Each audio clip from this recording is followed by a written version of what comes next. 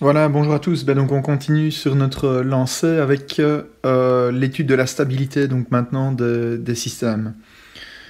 Donc juste un bref rappel sur ce qu'on a vu au niveau de l'introduction et plutôt de l'établissement des équations d'équilibre. On a vu qu'il y avait trois méthodes pour établir l'équilibre d'une structure, soit par équilibre local, soit par équilibre global, soit je suis un petit peu trop tôt, soit à l'aide de considérations énergétiques. Voilà, global, local, considération énergétique. Ce qui est important de retenir, c'est vraiment le minimum à retenir, c'est que l'utilisation de l'une ou de l'autre méthode va donner exactement le même résultat. C'est important. Deuxième chose, c'est essentiellement la méthode qui se base sur les considérations énergétiques, ou le principe des travaux virtuels, qui va nous aider réellement à établir les équations d'équilibre dans le cas de structures qui ont des comportements plus compliqués. En effet, l'équilibre global fonctionne pour un élément simple ou une petite partie d'une structure. L'équilibre local est vraiment très local, donc on utilise ça comme équation constitutive, si vous voulez, sur le plan théorique, ou bien pour formuler des éléments finis. Par contre, la méthode énergétique est une méthode qui est plutôt globale et qui va nous aider à comprendre le comportement global d'une structure. Alors, qu'est-ce qu'on a vu? On a vu donc surtout que quand on veut écrire l'équilibre global, on doit écrire que l'énergie potentielle est stationnaire dans une configuration d'énergie. Donc c'est-à-dire que si on perturbe légèrement l'énergie potentielle totale par rapport à n'importe quelle valeur de ces paramètres, on doit obtenir simplement zéro modification de l'énergie potentielle totale. Donc c'est-à-dire que la dérivée par rapport à chacun des degrés de liberté doit être égale à zéro. Alors si on applique ce type de principe pour une structure à 1 degré de liberté, on va arriver à quoi? On va arriver à, quoi qu'il en soit, on se rend compte que le u est une fonction quadratique de phi. Si on linéarise le problème, 1 moins cos phi, c'est approximativement égal à phi carré sur 2. Donc on a de nouveau une fonction qui est une fonction quadratique en phi. Et alors on peut regarder les expressions générales des déformations intérieures ou du travail des forces extérieures. Dans tous les cas, on récupérait une fonction qui est une fonction quadratique. Et donc si on dérive h par rapport aux paramètres, on va récupérer une fonction qui est linéaire. Donc si on linéarise, le sinus tombe et sinus phi est approximativement égal à phi. D'accord? Donc ça c'est ce qu'on obtient quand on dérive h par rapport à phi. Et c'est donc l'équation qui nous permet de décrire l'équilibre de la structure. Donc dans ce cas-là, quand on linéarise, juste pour rappeler ce qu'on a fait la semaine dernière, on a deux possibilités. Soit phi est égal à 0, c'est une première configuration d'équilibre, soit k moins lambda pl est égal à 0, et donc il existe une valeur de lambda p qui est égale à k sur l, et qui est telle que phi est indéterminé. Et donc on a une autre valeur pour... une autre possibilité pour la configuration d'équilibre. Alors quand on a une structure continue avec un nombre infini de degrés de liberté, on continue d'écrire le même principe. Vous voyez qu'on se retrouve toujours avec des grandeurs qui sont des grandeurs quadratiques. Et là, pour écrire les équations d'équilibre, on doit dériver l'énergie potentielle totale. Et dériver l'énergie potentielle totale par rapport au champ V, ça veut dire quoi? Ça veut dire lui ajouter n'importe quelle perturbation possible qui est cinématiquement admissible, donc qui satisfait les conditions limites, et dire que cette équation est vérifiée, quelle que soit donc la fonction état. En faisant ça, et en utilisant une intégration par partie, on récupère une équation différentielle qui traduit l'équilibre de la structure étudiée. Voilà, alors, voilà de nouveau donc la preuve qu'on récupère des quantités qui sont quadratiques. Vous voyez, v seconde carré, delta carré, θ carré. V prime carré. Donc on a des quantités qui sont toujours et systématiquement quadratiques au niveau de l'énergie. Donc ça veut dire que l'énergie potentielle totale ressemble à un paraboloïde. Okay, donc c'est une fonction qui est un paraboloïde. Un paraboloïde, vous voyez à quoi ça ressemble. C'est cette fonction qui prend une forme plutôt voilà, comme ceci, quand c'est une fonction de deux paramètres. Et donc nous, ce qui nous intéresse, c'est d'étudier bien sûr les configurations d'équilibre. Et il y en a une qui est toujours systématiquement à l'origine, c'est la configuration qui nous intéresse. Ok, j'y reviendrai dans un petit instant. Alors, qu'est-ce qu'on a dit d'autre? On a dit quand on avait un système à 2 degrés de liberté, ben, le problème il était plus ou moins similaire. Il s'exprime simplement sous la forme d'un système d'équations. Donc après avoir dérivé le potentiel, donc si vous voulez, le potentiel est de nouveau une forme quadratique, et après avoir dérivé le potentiel par rapport à phi1 et par rapport à phi2, on a obtenu deux équations, qui sont deux équations d'équilibre, représentées ici au-dessus, et qui traduisent donc l'équilibre du corps. Et de nouveau, on a deux solutions à ce problème-là, soit phi1, phi2 égale à 0, donc ça veut dire que la configuration initiale est une configuration d'équilibre, soit K0 0,1 moins lambda PL 2, 1, 1, 1, 1 est égal à 0. Et dans ce cas-là, phi1, phi2 sont à déterminer. Et il existe une autre configuration d'équilibre qu'on va déterminer en trouvant les valeurs de lambda PL qui sont telles que ce système s'annule. Donc on voit effectivement qu'on a un problème aux valeurs propres, comme on l'a introduit la semaine dernière. Je vais ensuite parler de la divergence. Je passe. Voilà. Donc maintenant, on est plutôt donc à la question de stabilité. Alors la question de stabilité, elle se règle de cette façon-ci. La stabilité, c'est quelque chose qu'on peut comprendre assez facilement, donc de nouveau sur base d'une énergie potentielle totale. On a compris qu'un équilibre était un état qui était caractérisé par un état stationnaire. Donc c'est-à-dire une dérivée nulle, si vous voulez, dans la fonction potentielle. Ceci représente la fonction potentielle h en fonction des différents paramètres du système. Ok, c'est un peu conceptuel, mais ça pourrait être une énergie potentielle, donc bien sûr une bille qui se déplace à l'intérieur d'une cuvette correspond exactement au même type de problème. Alors, on a trois types d'équilibre. On a A, un équilibre stable, B, un équilibre instable, et C, un équilibre neutre. Alors, ce qui se passe dans notre problème, et nous, c'est de caractériser la stabilité de l'équilibre. On sait que la configuration initiale est une configuration d'équilibre. La configuration initiale, c'est-à-dire quand U égale 0, ou bien quand V de x est égal à 0 partout, c'est-à-dire pour tout x, est une condition d'équilibre, est une configuration d'équilibre. Et la question c'est maintenant, pour quelle valeur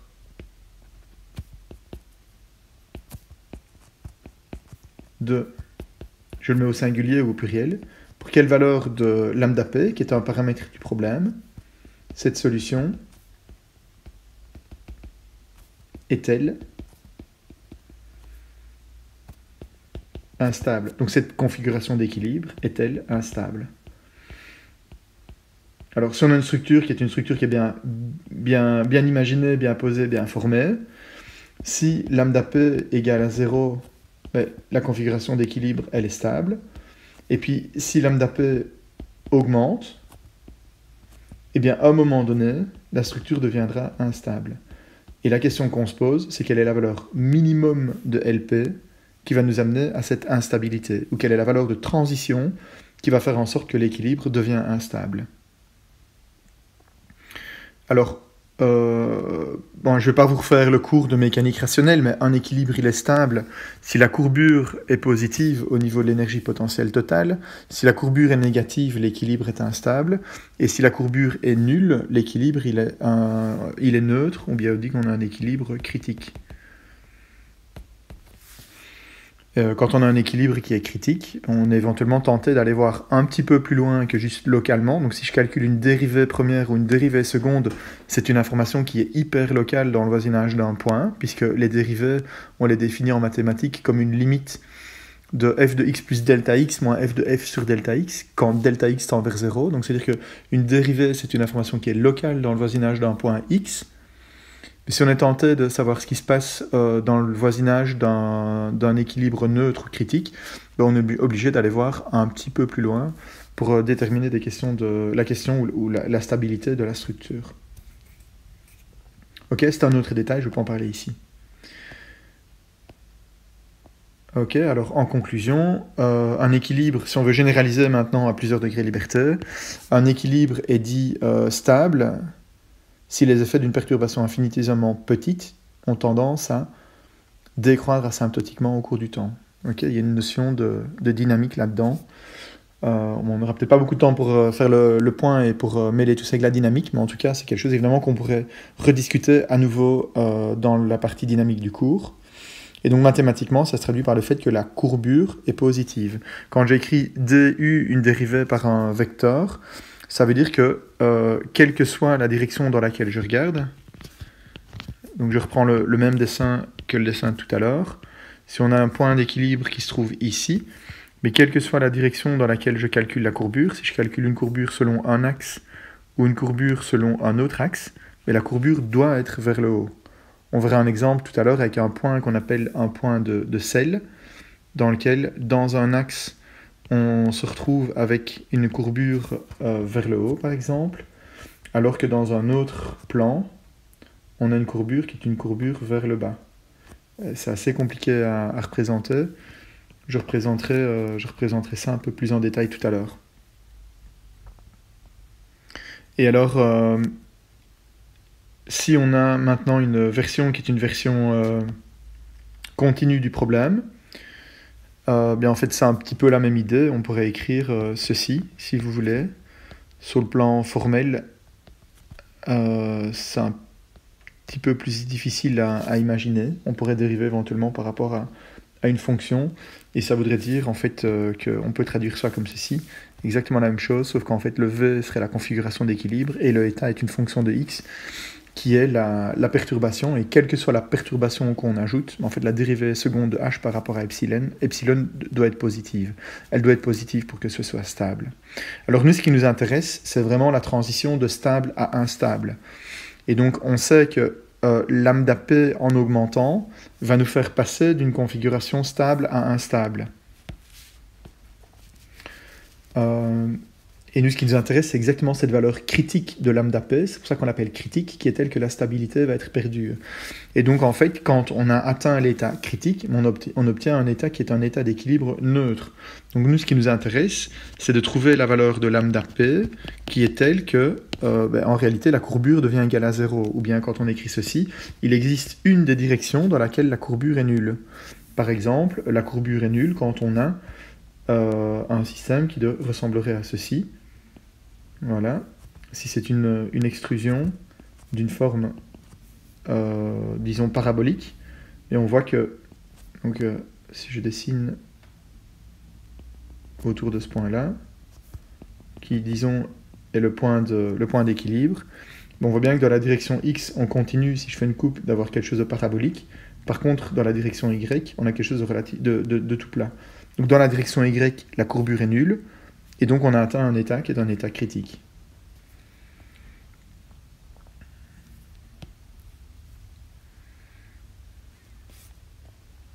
Je vais illustrer tout ça maintenant avec un exemple. Alors, l'énergie potentielle totale pour le système à 1 degré de liberté, comme on l'avait vu tout à l'heure. Donc H, je vais le recopier ici. Je vais récupérer les équations sous les yeux, comme ça on est sûr d'avoir les bonnes. Voilà. 1 demi k phi carré moins lambda pl 1 moins cos phi. Ok, donc je vais recopier cette expression-là, là où nous sommes.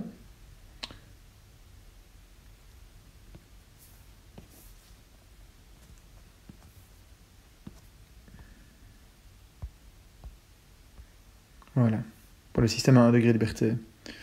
Et donc, nous, on veut savoir les conditions d'état critique. Donc l'état critique correspond à une dérivée seconde de h par rapport à phi qui est égale à 0. Donc, lorsque lambda p est tel que, je vais dériver 2 fois par rapport à h, je peux écrire si vous voulez, on peut y aller mollo, la dérivée première par rapport à phi, pardon, donc ça nous fait k fois phi plus lambda pl et la dérivée du cos, ça fait le sinus. Et donc, la dérivée seconde, elle est telle que K moins lambda PL fois le cosinus de phi est égal à 0. J'aurais pu linéariser, hein. Je vais écrire l'équation linéaire en toute généralité. Dans ce qu'on va faire plus tard, on linéarisera toujours. D'accord? Donc je ne vais pas m'amuser à garder du non linéaire non-stop. Voilà. Et donc, si on linéarise, ben on voit qu'on atteint un état critique lorsque lambda p est égal à K sur L. Ok, ça correspond à quelque chose qu'on avait déjà vu préalablement, mais qui avait une autre signification. Donc nous, on avait dit en écrivant l'équilibre, on avait dit qu'il existait un nouvel équilibre qui apparaissait lorsque lambda p était égal à K sur L. Et dans cette configuration-là, on n'était pas capable de déterminer l'amplitude de la déformation. Ok, alors en fait, si on trace l'expression de H en fonction de lambda p, donc je vais commencer par l'écrire ici. Si lambda p est égal à 0, H, l'énergie potentielle totale, c'est 1 demi K phi carré. 1 demi K phi carré, c'est cette courbe-là. On a un équilibre stable, parce que la courbure est une courbure vers le haut. Voilà. Et puis qu'est-ce qu'on voit? Ben, on voit qu'en fait, au fur et à mesure que... Donc la courbure vaut quoi? Courbure, elle est égale à K. Parce que le K apparaît là, une fois qu'on a dérivé deux fois. Et puis on voit qu'au fur et à mesure que lambda p augmente, ben on voit qu'on est en train de réduire, on soustrait une valeur à la courbure, et donc la courbure à l'origine elle diminue. Et donc au fur et à mesure qu'on augmente le lambda p, eh bien on va réduire la courbure.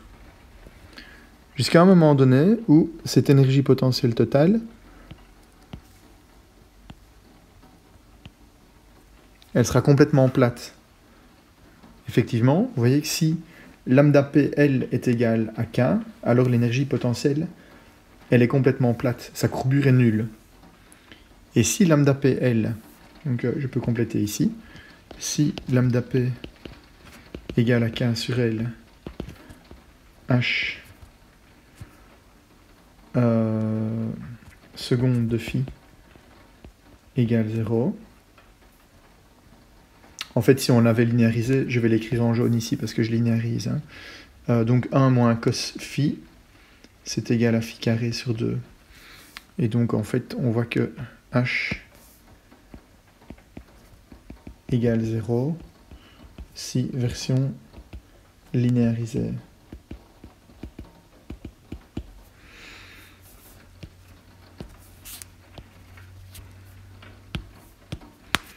Donc là, on est dans l'état d'équilibre critique ou bien neutre. Et ensuite, qu'est-ce qu'on voit? Que si lambda p est plus grand que K sur L, alors H seconde de phi, bon, c'est une constante, mais ce qui nous intéresse surtout, c'est H seconde en 0 est négatif. Et dans ce cas-là, instabilité.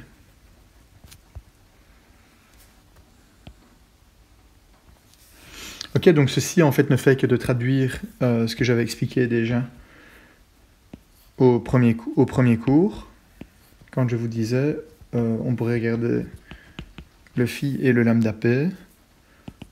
On se rend compte que lorsque lambda p est égal à K sur L, l'équilibre qui nous intéresse, qui était l'équilibre stable, devient en réalité un équilibre instable.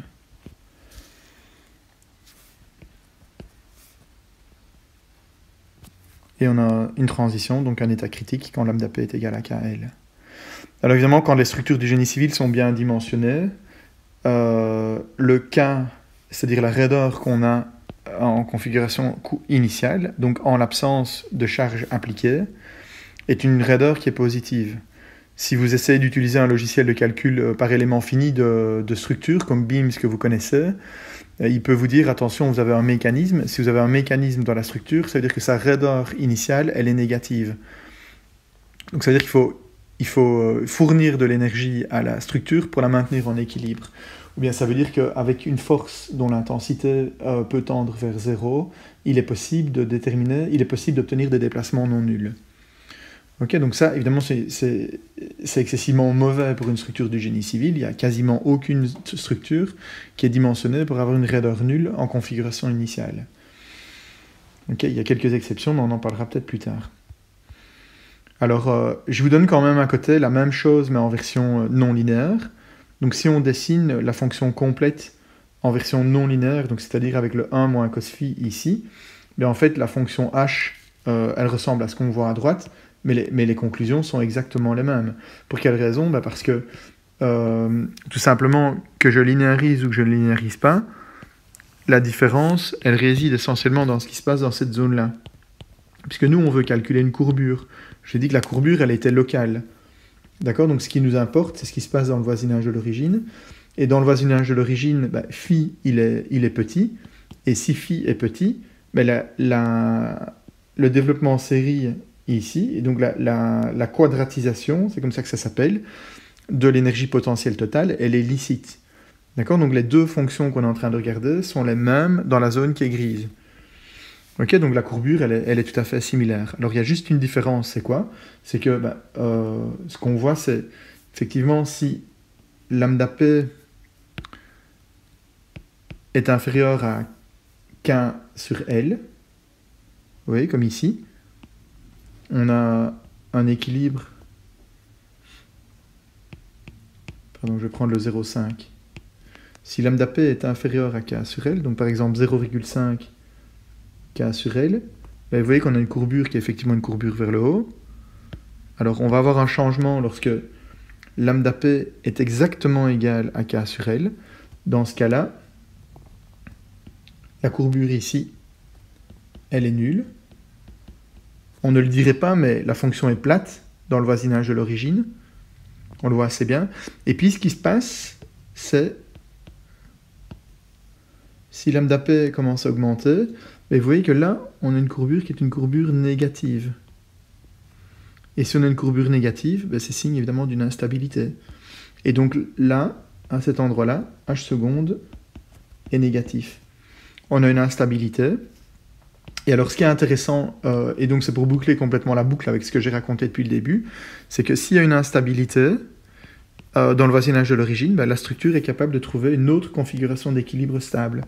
Et cette configuration d'équilibre stable, c'est celle qu'on obtient une fois que la première instabilité est apparue, et qu'il y a une configuration d'équilibre qui ressemble à celle-là. Voilà. Et cette configuration d'équilibre-là, on n'est pas capable de la déterminer dans la version linéarisée. Pour quelle raison? Parce qu'en fait, on a linéarisé le problème. On a une expression de h qui est quadratique. Donc soit elle a une courbure positive, soit elle a une courbure négative. Et on n'est plus capable, une fois qu'on a linéarisé, de regarder ou de trouver les configurations d'équilibre au second ordre. Et donc ça, c'est une différence essentielle entre une approche qui est une approche linéaire à gauche et une approche non linéaire à droite. Mais ce qu'il faut évidemment retenir, c'est que les configurations d'équilibre qu'on appelle post-critiques, après l'instabilité, sont des configurations d'équilibre qui généralement nous intéressent moins. Le principal, en tout cas dans le cadre de ce cours-ci, c'est de savoir qu'il y a une instabilité qui est apparue avant. Souvent, les amplitudes d'équilibre post-critique sont très très grandes, puisqu'on a une pente qui est horizontale ici, et donc ça veut dire que si on doit aller chercher un équilibre quelque part, il faut déjà que les effets non linéaires soient suffisants pour contrer cette instabilité et nous donner un équilibre qui est donc, au bout du compte, somme toute relativement loin de la configuration d'équilibre initiale. Ok, donc ça nous intéresse généralement un petit peu moins. Ok, ça c'est pour l'exemple à 1 degré de liberté. Alors on peut revenir maintenant sur l'exemple à 2 degrés de liberté. Si je reprends l'exemple à 2 degrés de liberté, le voilà ici. Qu'est-ce qu'on a écrit? On a écrit tout ceci. Je vais faire une copie de l'énergie potentielle totale.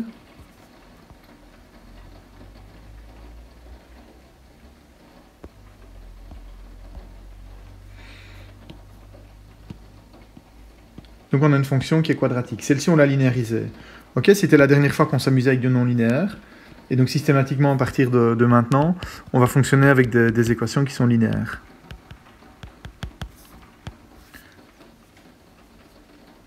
Et qu'est-ce qu'on voit? On voit que h est égal à une fonction de phi 1 et de phi 2. Je vais juste le réécrire différemment. C'est égal à 1 demi qu'un... je pense que c'est comme ça que je l'avais déjà écrit la dernière fois. Moins lambda PL fois phi 1 carré. Alors on doit avoir des phi 1, phi 2. Je vais mettre 1 demi lambda PL 2 phi 1, phi 2 plus 1 demi K moins lambda PL phi 2 carré. Et je me rends compte que j'ai oublié un phi 1, donc c'est K moins 2 lambda PL phi 1 carré.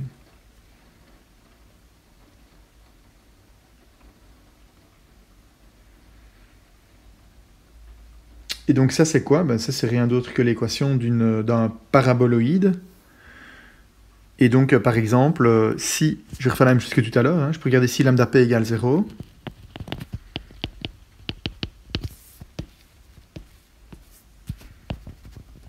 Que se passe-t-il si lambda p égale 0?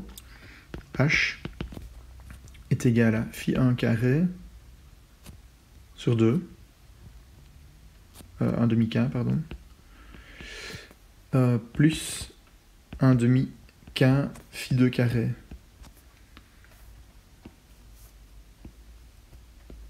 Ok. Et donc on a bel et bien une fonction qui ressemble à un beau paraboloïde, comme on le connaît, et qui ressemble à ceci. Phi 1, phi 2, h. Et donc la courbure, elle est positive quand on se place dans le voisinage de l'origine, donc au niveau de l'équilibre qui nous intéresse, stabilité de la solution triviale, c'est-à-dire de la configuration initiale de la structure, elle est stable, car courbure positive dans toutes les directions.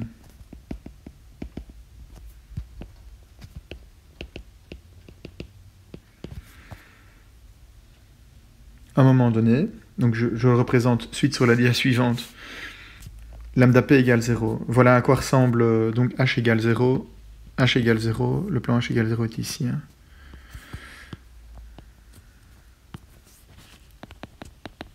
Voilà. Et donc on a phi 1 dans une direction et phi 2 dans l'autre direction. Donc on a bel et bien une courbure positive dans les deux sens. Alors qu'est-ce qui se passe au fur et à mesure qu'on augmente lambda? Vous voyez lambda égale 0,2. Le potentiel, l'énergie potentielle totale est en train de s'aplatir sur les deux coins ici. Alors qu'il reste substantiellement inchangé sur les deux autres. Il s'aplatit davantage sur les deux coins qu'on voit là-bas. Quand lambda est égal à 0,382, c'est exactement le cas que je vous montrais tout à l'heure. Vous voyez, il y a des courbes de niveau ici qui sont rectilignes et qui forment le fond d'une vallée. D'accord? Donc si on regarde dans l'axe de cette vallée, c'est totalement plat. Ça veut dire qu'il existe une direction, dans le plan phi 1, phi 2, il existe une direction dans laquelle la courbure est égale à 0. Et donc là, on voit qu'on est clairement sur un état qui est un état critique. Parce que si on augmente et qu'on va voir un tout petit peu au-dessus de 0,382, eh bien en fait, ce qu'on va voir, c'est que juste avant, on avait une courbure vers le haut, et juste après, ici, on a une courbure vers le bas. Et donc là, par exemple, voilà ce qui se passe. Vous voyez qu'après avoir augmenté le multiplicateur au-delà d'une certaine valeur, voilà, on est substantiellement plus haut, on a une courbure qui est une courbure négative dans cette direction-là. Alors que dans l'autre direction, la courbure, elle reste encore un petit peu positive. C'est ça qu'on appelle ici C'est ça qu'on appelle un point de selle, parce que ça ressemble à une selle de cheval. Point de selle. Je l'écris en anglais, évidemment, saddle. En anglais, on appelle ça un saddle node. Un point de selle, c'est exactement la même chose. À un moment donné, qu'est-ce qu'on va avoir? On va avoir, vous voyez ici, une autre valeur où on a une courbure négative dans cette direction-là. Et par contre, dans l'autre direction, on a une courbure qui est nulle aussi. On a un deuxième état critique. Et puis, quand lambda est encore plus grand, eh bien là, on voit qu'on a clairement une courbure vers le bas dans toutes les directions.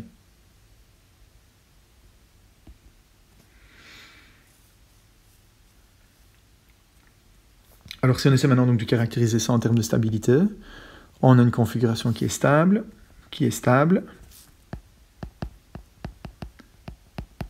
on a une configuration qui est critique, c'est-à-dire neutre, un équilibre neutre, mais critique. Et ensuite, si on dépasse cette valeur, on a une solution qui est instable. Pourquoi est-ce qu'elle est instable? Parce qu'il suffit que la dérivée dans une des directions soit négative pour que ce soit instable. D'accord? Donc ici, on aurait tendance à dire que c'est un état critique, mais il existe une autre direction dans laquelle la courbure est négative, donc la configuration d'équilibre est instable.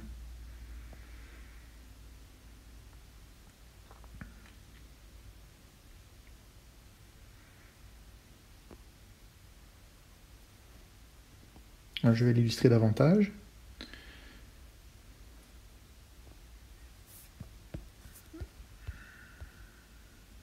Donc, ce qui nous intéresse, c'est de déterminer donc, la valeur de lambda à partir de laquelle l'équilibre devient un équilibre critique.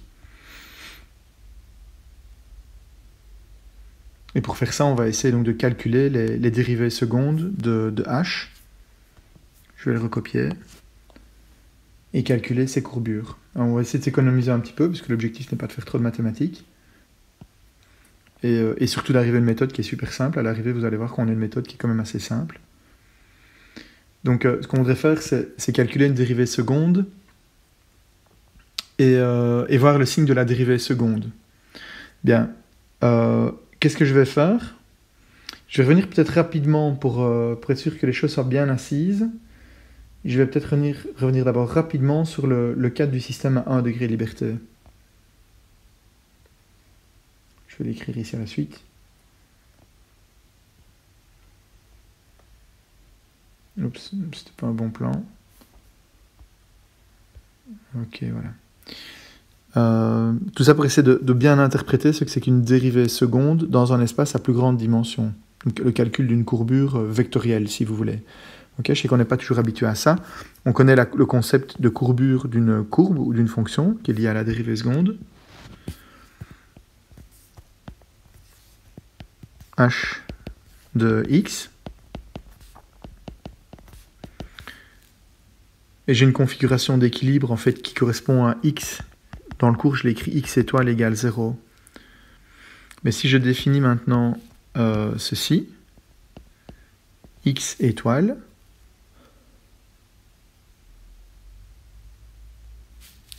pardon, je vais regarder dans le voisinage de x étoile. Donc c'est h de x étoile plus x moins x étoile fois h' de x étoile plus x moins x étoile au carré sur 2 fois h seconde de x étoile plus, etc., etc. Une autre manière d'écrire ceci,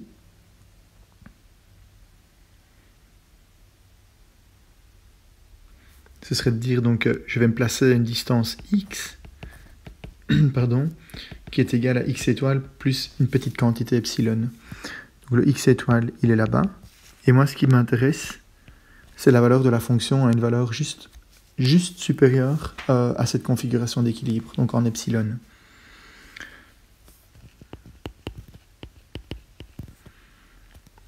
Et donc h de x étoile plus epsilon est égal à h de x étoile plus x moins x étoile, ben c'est epsilon,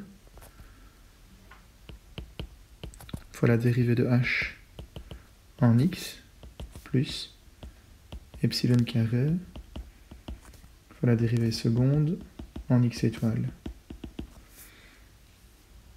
Alors, ça, c'est égal à 0 par convention. C'est égal à 0 par convention. Pourquoi? Parce qu'on peut toujours définir l'énergie à une constante additive près. Et vous voyez que toutes les formulations qu'on a de l'énergie, elles sont nulles quand phi est égal à 0. Vous voyez, si phi est égal à 0 ici, 1 moins cos phi vaut 0, phi vaut 0. Donc toutes les définitions qu'on a de l'énergie, elles sont définies de façon à ce que vous voyez, encore ici, si phi 1, phi 2 sont nuls, l'énergie s'annule. Elles sont toutes définies de manière à avoir 0 à cet endroit-là. La dérivée première, elle est nulle. Pourquoi? Ben, parce que c'est un équilibre. Donc x étoile, j'ai dit que c'est un équilibre. Donc la dérivée première, elle est nulle. Et donc si je veux calculer la valeur de l'énergie potentielle totale à une distance epsilon de mon équilibre, de ma configuration d'équilibre, mais je vois que la valeur de la fonction, elle correspond au signe de la courbure. Et c'est exactement ça, moi, qui m'intéresse, c'est de regarder donc la valeur de la fonction, si elle s'annule, la courbure s'annule. Alors donc ce qu'on va dire,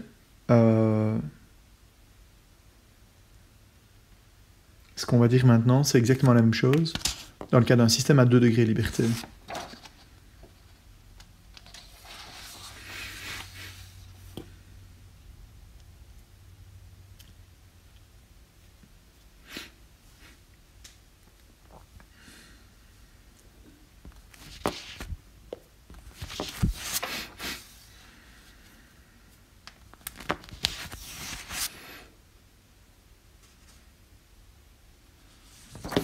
Bon, alors voyons voir comment on peut exprimer ça.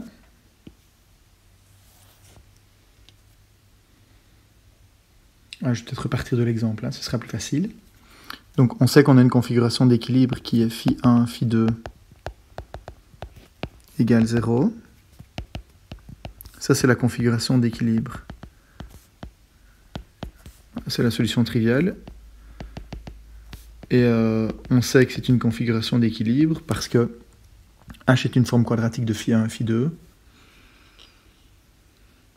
Et quand on dérive h, c'est évident si on regarde la fonction qu'on a là-bas, quand on dérive h par rapport à phi 1, il va nous rester quelque chose qui dépend d'une constante fois phi 1 plus une constante fois phi 2, et rien d'autre. Ce terme-là va nous donner le terme en phi 1, ce terme-là va nous donner le terme en phi 2, ce terme-là disparaît quand on dérive par rapport à phi 1. Donc pourquoi est-ce qu'il n'y a pas de terme indépendant ici?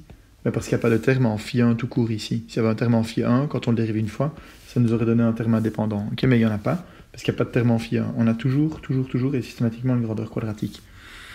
C'est la même chose quand on dérive h par rapport à phi 2. On va avoir quelque chose qui dépend de phi 1 et quelque chose qui dépend de phi 2.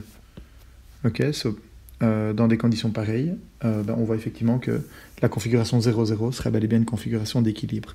Ok, ce sera la même chose dans tous les cas, aussi général qu'on est en train de regarder. Alors ce qu'on voudrait maintenant donc regarder, c'est la valeur de h quand on perturbe légèrement, donc, cet équilibre. Donc je vais l'écrire comme ceci, plus une amplitude d'une petite perturbation, delta phi 1 qui est un certain nombre, j'écris delta phi 1 pour être tout à fait générique, phi 2 plus epsilon delta phi 2, j'écris delta phi 2 pour être de nouveau tout à fait générique. L'amplitude de la perturbation que je considère, elle est réglée par le paramètre epsilon. D'accord? Donc epsilon, c'est un nombre qui est positif et qui est très petit par rapport à 1. Et phi 1 et phi 2 sont deux nombres quelconques. Généralement, on dit qu'ils sont d'ordre 1, puisque la grandeur ou la petitesse de cette perturbation, elle est gérée par epsilon. Et donc, si je me mets à une petite distance de h, mais qu'est-ce que je vais faire? Je dois perturber phi 1 et phi 2 dans les expressions qui sont données là au-dessus. Je vais peut-être repartir de la première des deux équations. Ok, donc pour être clair, la deuxième, je vais l'enlever. Voilà, vous pouvez la numéroter dans vos notes si vous êtes en train de prendre note.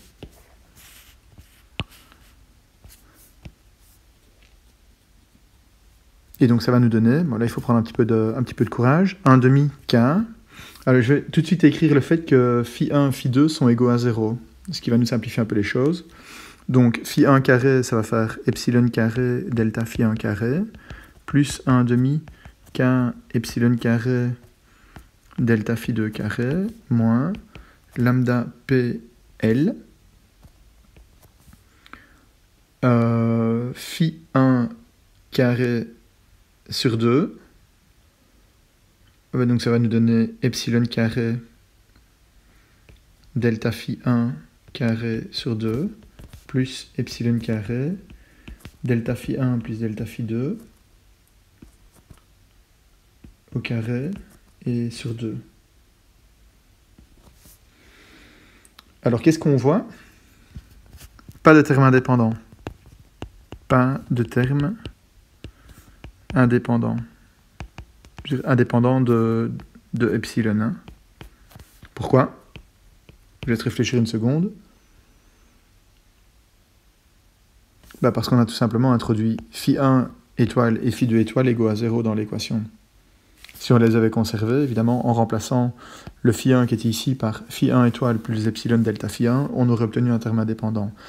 Et donc, ça traduit quoi? Le fait que h, c'est ce que j'ai dit tout à l'heure, est défini à une constante près. Convention.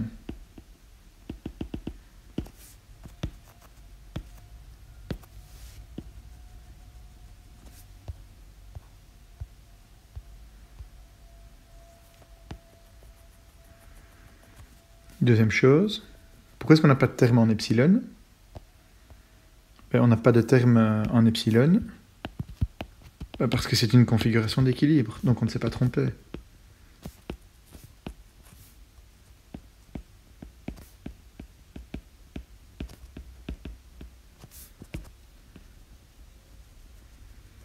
Il nous reste donc uniquement, et puisque c'est une fonction quadratique,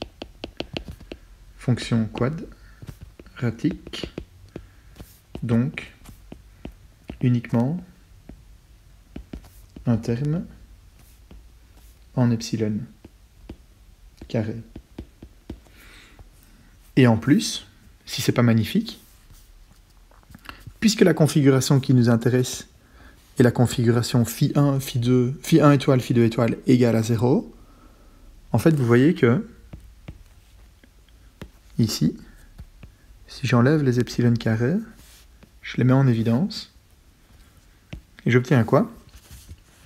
J'obtiens donc h de phi1 étoile plus epsilon delta phi1, phi2 étoile plus epsilon delta phi2 égale à epsilon carré, ouais, c'est même un strict égal, fois h, exactement la même fonction h que ce que j'aurais calculé si je l'avais calculé pour delta phi 1 et delta phi 2. Ce qu'on voit ici, c'est que déterminer la valeur de la fonction un petit peu plus loin, donc nous permet en réalité donc, de se rapprocher d'une courbure, mais en réalité d'exprimer que cette valeur-là est égale à 0, exactement comme on l'a fait dans le cadre du système 1 degré liberté, pour exprimer que la courbure est nulle. Courbure nulle revient en fait à dire, mais il existe une valeur, ou il existe une valeur du couple delta phi 1, delta phi 2, qui est telle que h de delta phi 1, delta phi 2 est égal à 0. Et h de delta phi 1, delta phi 2 égale 0, ça veut dire quoi? Et ça veut dire simplement que si on remplace dans l'expression ici qu'on voit en haut de la page, si on remplace phi 1 et phi 2 par delta phi 1 et delta phi 2, on obtient un résultat qui est égal à 0. Alors, ce que je peux faire, c'est de l'écrire sous une forme un petit peu plus générique. Donc, si on se ramène à cette forme-là, Je vais généraliser tout ça dans un instant. Donc je vais me mettre sous un formalisme qui est un formalisme plus simple. Voilà, celui-ci. En fait, on se rend compte que H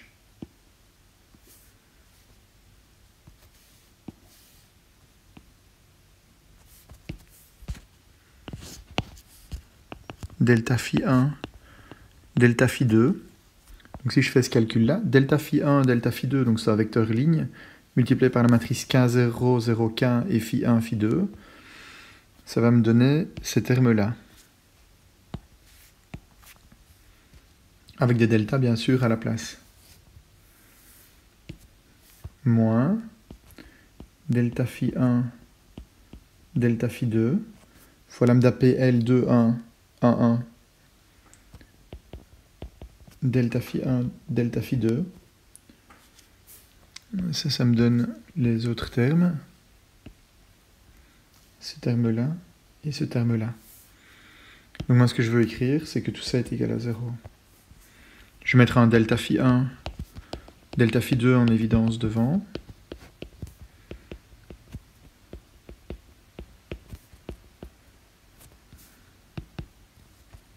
Moins lambda PL 2, 1, 1, 1, delta phi 1, delta phi 2 égale 0. Alors là, c'est magnifique parce qu'on voit quoi? On voit que écrire que la courbure est nulle, donc c'est-à-dire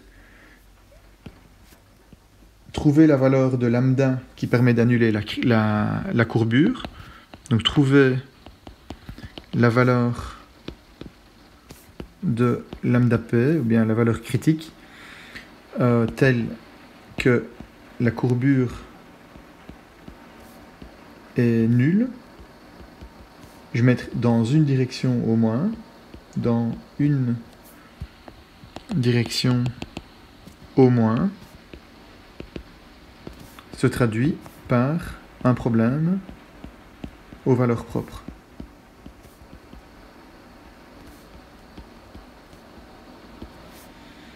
En effet, il suffit de simplement regarder la deuxième partie de cette équation, puisqu'on a une projection d'un vecteur, ou bien c'est un vecteur fois un autre vecteur.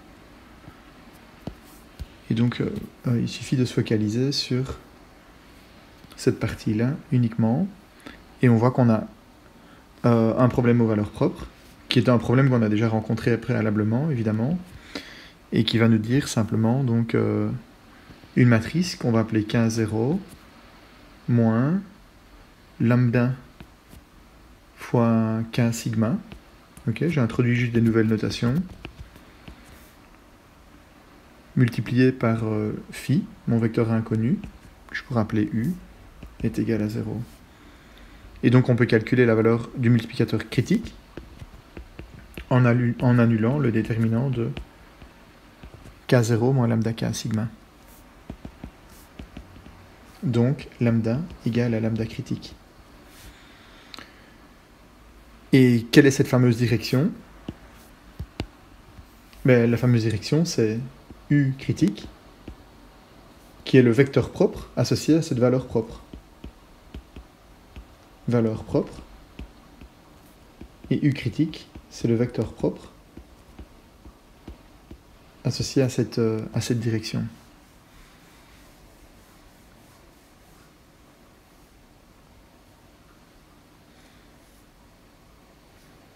Donc si on voulait généraliser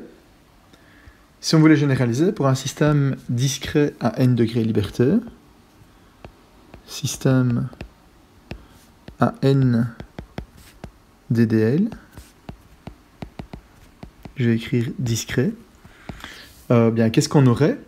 On aurait en fait que h est une fonction quadratique de u. Donc ça veut dire que h peut s'écrire en toute généralité sous la forme u k0 moins lambda k sigma, une matrice, fois u. Et ça, évidemment, c'est un scalaire. D'accord? Donc si on a n, je vais utiliser plutôt petit n pour représenter le nombre de degrés de liberté. Donc ici, c'est une ligne et n colonnes parce qu'on a transposé le vecteur. N lignes et une colonne parce que c'est un vecteur colonne. Et là, on a des matrices n fois n. Pareil pour K0, pareil pour K sigma. Ok, c'est évident que si on a un système comme celui-là,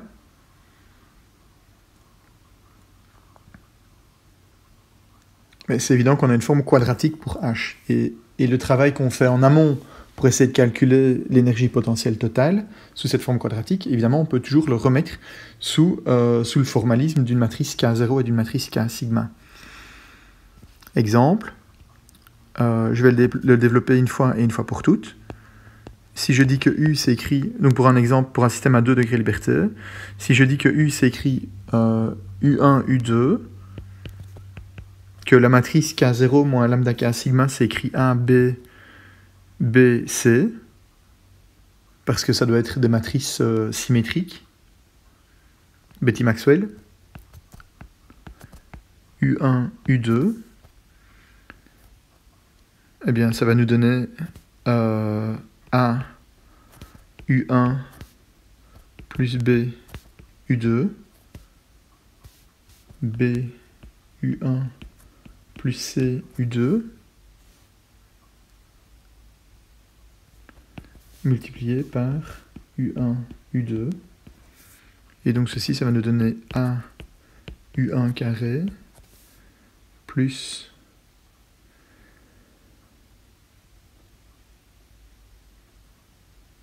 deux B, U1, U2, plus C, U2 carré. Ok, j'ai regroupé les termes en B.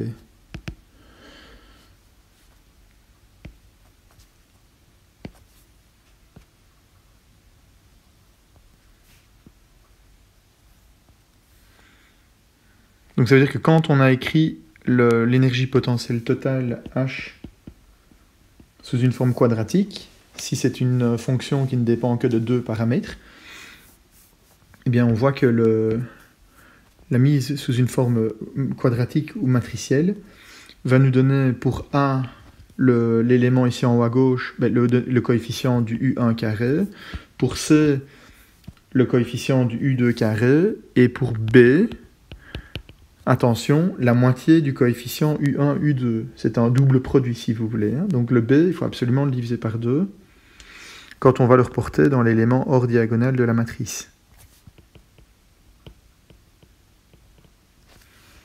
Ok, alors, pour déterminer donc maintenant le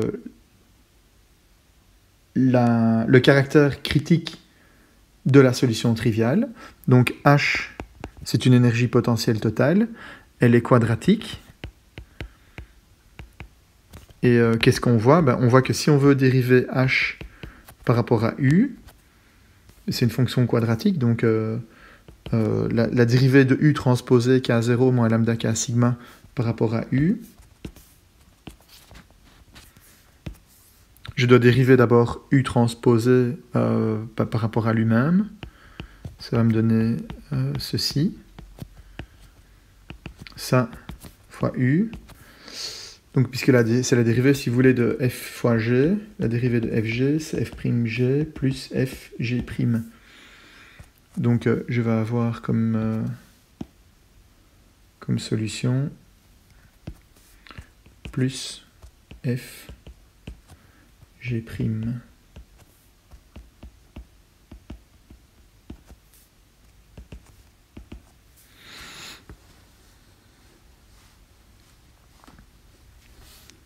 Alors là, il y a juste un 1 transposé que je dois écrire.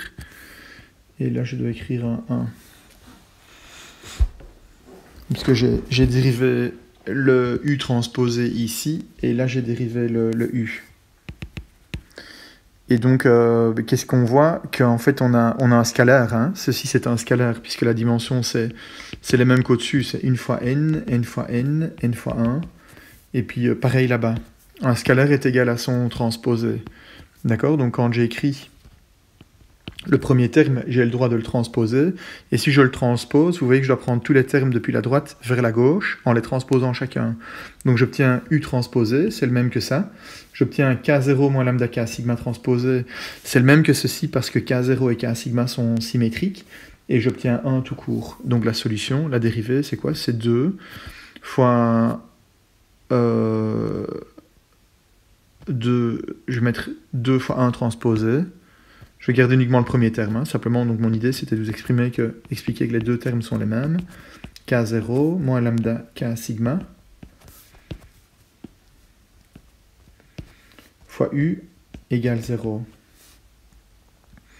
Alors donc, mais si on a ça, on voit effectivement qu'il existe une solution triviale.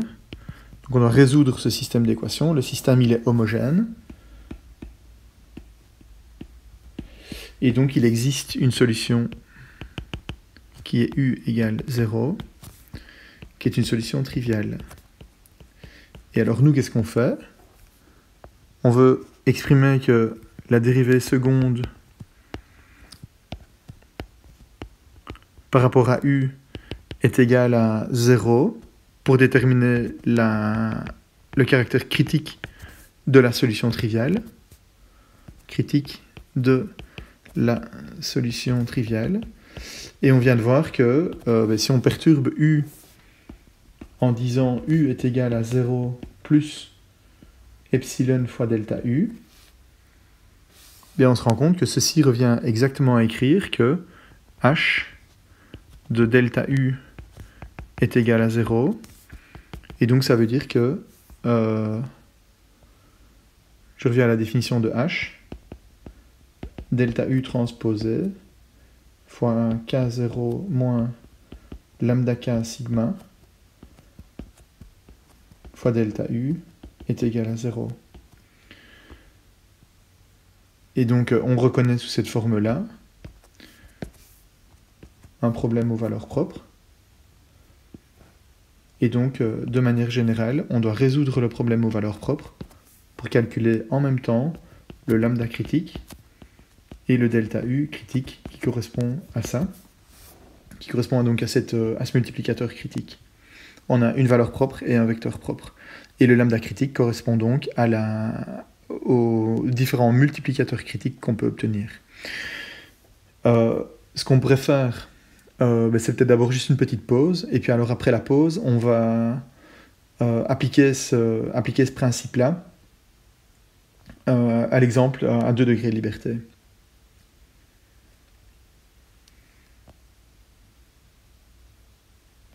Juste encore peut-être une petite chose avant que je ne l'oublie.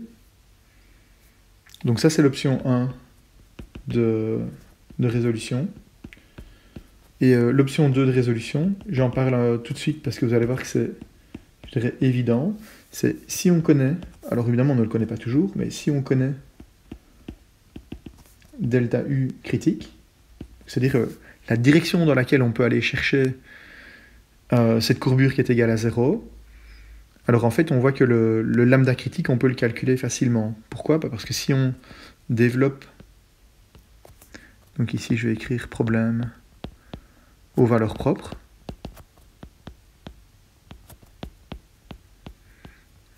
et alors dans le deuxième cas c'est si on connaît delta U critique et qu'on développe l'équation qu'on a là-bas, on a K0 fois delta U critique, supposé connu ici, égale lambda K sigma, où il me manque un delta U critique devant, égale à lambda fois delta U critique fois K sigma fois delta U critique.